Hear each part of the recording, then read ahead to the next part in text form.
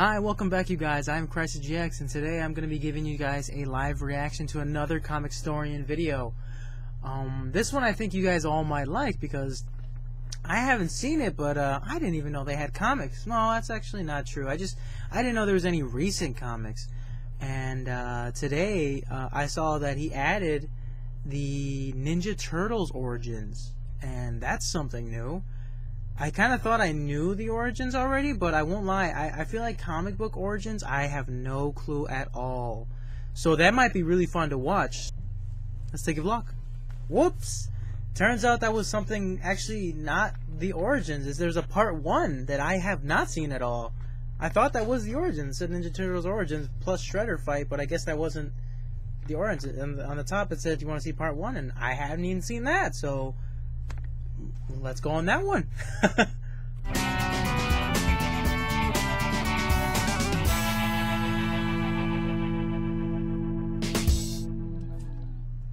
Welcome to the Complete Story Series. We take trade paperbacks and single issues and we break them down into digestible bites for you to understand, and then we read it dramatically back to you. All alterations to the panels, text, and images are to prevent copyright problems, and all art is owned by its respective companies. Welcome to the Teenage Mutant Ninja Turtles. Now, this isn't the Mirage Studios series, but this is in fact the IDW version,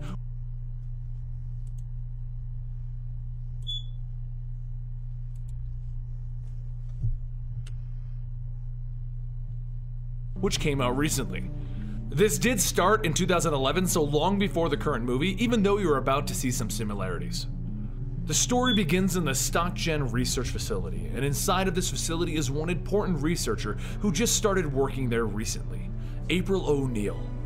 Also inside are 4 young turtles, each of which will be named after Renaissance painters once April gives them those names: Michelangelo, Raphael, Leonardo, and Donatello. There's also a rat named Splinter that was experimented on with drugs that would give him human-like cognition. Months would go by with April taking care of the 5 animals, and the facility would continue its experiments where they were bioengineering meat. Well, what she didn't know is that this facility had a secondary objective, only known by its investors and its top researchers. General Krang donated a top-secret mutagen to this facility to try and turn it into a super soldier serum. But it wasn't as secret as he thought, because on the very same night that April O'Neil came across the research, a group of masked ninjas broke into the facility. As one of them attempted to murder April, the other ninjas put everything from the lab into a bag, because they didn't know what was needed and what wasn't. So while Splinter looked on, they grabbed the vials of mutagen and the turtles, and they placed them all into one bag. He may have just been a rat, but he was a rat with the ability to think like a human, and he runs into the next room to pull the fire alarm. As the alarm sounded, April took this opportunity to fight back and run outside to the arriving police. But as she got to safety, the ninjas grabbed their bag containing the mutagen and the turtles, and they fled out the nearby window. But Splinter wasn't about to just let them get away.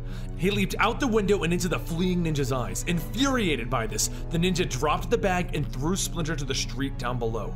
With the bag spilled open, the mutagen spilled all over the place, and Splinter was injured from the fall. So a random cat came over and picked up the turtle known as Raphael and began to carry him away. But Splinter wasn't done protecting the turtles, and he chased the cat down, leaping into its face and biting its eye out of its own head. The cat dropped the turtle and ran off into the night, with the mutagen dripping from its mouth. But before Splinter can find the missing Raphael, he sees the ninjas coming down to get their stolen goods back, so he pushes Leonardo, Donatello, and Michelangelo into the bag, and he begins to drag all 3 of them into the sewers, leaving Raphael to fend for himself. Deep down in the sewers, Splinter and the turtles all mutated into half-human, half-animal hybrids, while up in the streets, all alone, Raphael mutated by himself alone in a trash pile. And elsewhere, a mangy stray cat mutated into a half-cat, half-human named Old Hobbs. 1 year passes and the 3 turtles are battling it out with Old Hobbs and his gang. You see, over the last year, the turtles and Splinter have been training, while Old Hobbs has been hunting them down. He was hired by the owner of the mutagen to bring in the turtles and Splinter. They have had countless battles, and all have been trying to stop Old Hobbs since the day that they were changed. It's a fight that they always win, and Old Hobbs crawls back to whatever alley he and his gang crawled up from. But the Turtles and Splinter aren't on any mission to stop Hobbs, or on any mission to stop any of the ninjas just yet. Their only mission is to find their missing brother, and every time he thinks of how he lost him that night, tears well up in Splinter's eyes. You see, Raphael was never recovered that night, and has been wandering the streets alone, confused and lonely for the last year. Splinter is the only one who truly remembers Raphael is even missing, and the rest of the turtles are getting tired of looking for their mysterious fourth brother that they don't even remember. So while the turtles are in their warm lair with their pizza, tea, gadgets, and training, Raphael is wandering the streets just trying to survive and stay hidden. He doesn't know anything about ninjas, and he has no clue about old Hobbs, and he has no idea who Splinter and the other turtles are. He's just a big green guy wandering the streets who happens to hear some trouble one night. Who knows what made him run into that room to save the young boy that night? Maybe it was a sense of justice. Maybe it was a subconscious fear of what happened to him on the night of the ninja attack. Maybe Raph just doesn't like bullies. Either way, he kicked down the door and he proceeded to go into battle with this man who was beating on his own son. But while his brothers had been training for the last year to fight, Raph only knows the basics of fist fighting and finds himself overwhelmed by this man quickly. That is, until the man tries to drop an elbow onto Raph's back and discovers that there's a rather hard shell there. Raph then declares, "Tag, I'm it," and he begins to beat on the man and then throw him out of his own home. He turns to the young man, expecting the guy to run away from his freakish appearance, but he's shocked when the young man says, "Thanks for the help. I'm Casey Jones." They then fist bump, and Casey tells Raph that it wasn't a big deal. His dad just gets violent when he gets drunk. But he does want to repay him, so he's gonna take him out to get some grub, and they can have a little fun along the way. He then walks into his back room and he returns with a goalie's mask and a baseball bat.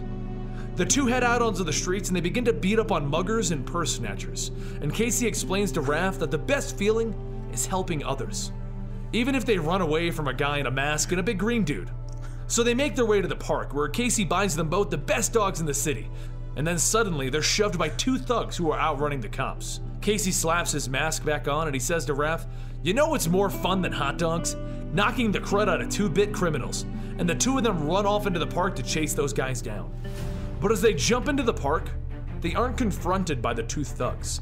They're confronted by old Hobbs and his entire gang. "Don't tell me you forgot your old friend Hobbs," Hobbs says as Raph begins to remember the rat who saved him and the cat who ran off that night. Hobbs tells the gang no guns because he wants them to remember this beating, and the battle begins with Casey and Raph versus the entire gang.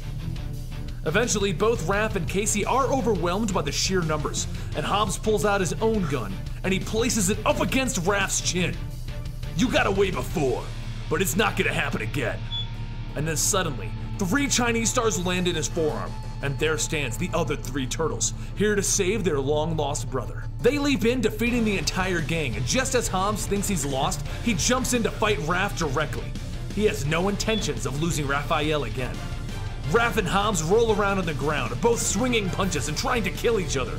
Eventually, Raph gets the upper hand and he begins beating Hobbs to death until Leonardo stops him. He's beaten. Let it go. Raph gets to his feet and he asks, "Who are you guys?" And Donatello tells him, "We're your brothers." All 4 turtles return home and Splinter is overjoyed as he reaches out and he hugs Raph, stating, "At last, our circle is complete and we can truly begin." He then hands each of them a gift for returning Raphael, something to help them stay unique and show off their individual qualities. Their individually colored bandanas. And that is the first story of Teenage Mutant Ninja Turtles by IDW. Guys, I really liked this story, and I can't wait to do more of these. So you know what? You don't even have to ask. I'm going to do them, because I really, really, really liked it. Now don't forget— Wow. Like, dude, I'm not even kidding. That's so sad.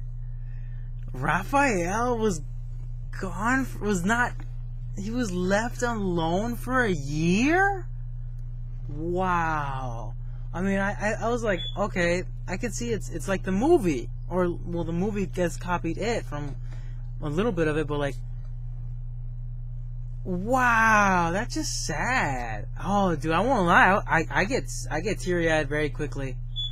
Call me whistle you want, but I'm like, I got sad. I was like, dude, this guy is alone. No wonder he's cranky and angry all the damn time. He's got a good reason. man, his brothers had their dad, but he was all alone. I feel bad for him. And when he met Casey, oh, that was so cool. I was like, okay, who is that saving? I just thought it was gonna be some random guy. That's so dumb. I should have thought of it right away. Casey Jones. Those two are like best friends. That's why I was like, oh, that makes sense. Why didn't I think of that?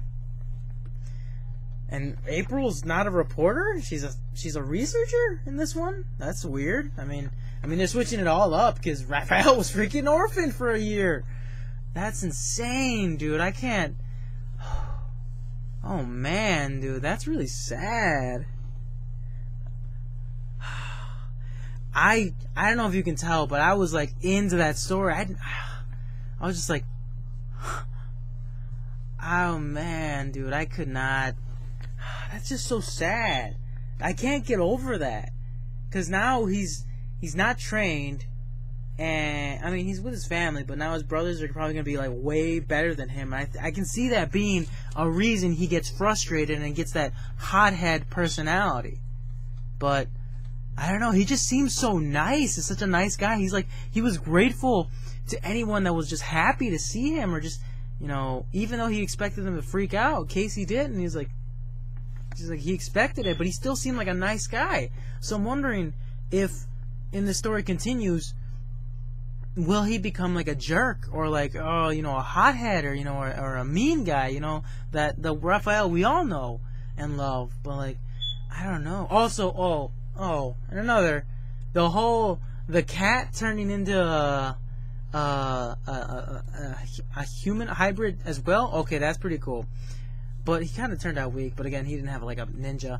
Oh, and that was also the thing. A year after they transformed into humanoids, they were kicking ass as ninjas. There was no explanation. In fact, okay. I don't even understand why Splinter was kicking so much ass as a rat. Like, okay, I mean, he said he was human, like, he could think like a human. Was that because of the experiments, or, I know sometimes it's said that his master, like in all other origins, I wonder if it's, like, I think he goes by the name Yoshi, or something? I'm not sure if that's going to be, included into this, him being Yoshi, or him having a master named Yoshi, where he learned martial arts. Like, I don't really know, but I know, like, he's kicking ass, even as a rat. Like, that's some pretty high thinking. I don't know, that's really cool. I thought that was like, damn, dude, this rat won't give up. I love that. I was like, aw. That just tore me out. That tore me up. The whole scene though, right after they found out that Raphael was still missing, I was just torn up right there. I don't know. I was going to like an emotional roller coaster over here. I was like, not gonna cry. Not gonna cry. I won't lie. I felt like a little tear, a little pinching out right there. But I was like, nope. But no, dude, that was a good story. Okay. I feel like there's still more that needs to be told, because I'm like, I don't know. There's not enough.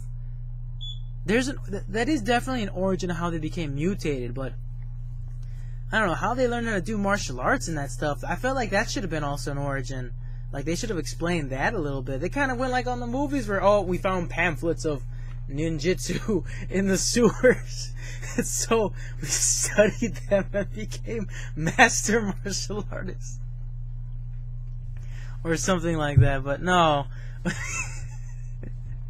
But yeah, dude, that was a great video. If you like these videos, please hit the like button down below, and write in the comments, hey, I like these, maybe, see if you can do another reaction or something like that. But definitely, and I do mean definitely, check out the Comicstorian's page on the description down below. His stuff is amazing. You see these stories? They're just pictures, but he tells these stories in such a beautiful way. Again, I completely forgot I was just looking at a picture. Like, to be honest, like, when he was describing it, I was, like, staring at the screen. I don't know if you saw me. I was like, and the picture was just going down. It was just scrolling down on the picture. Dude, I completely forgot and was just totally into that story. Again, this dude has videos upon videos full of that stuff. Almost all the comics. And if there's not a comic down there that you know, if you write him down there in the description and get enough people to write it, he'll probably do one anyways. Right now I know he's doing the Injustice videos. The game, those videos are long, but I've already seen a couple of them. I think one and two. But those are really good. Again, click down in the description and support his channel. And he has a gaming channel too, where he does video games stories like the Assassin's Creeds. Absolutely wonderful, wonderful stories. He tells them beautifully. So again, don't forget to show him some support as well. Alright, that's all for you guys today. Thanks for watching. See you guys next time.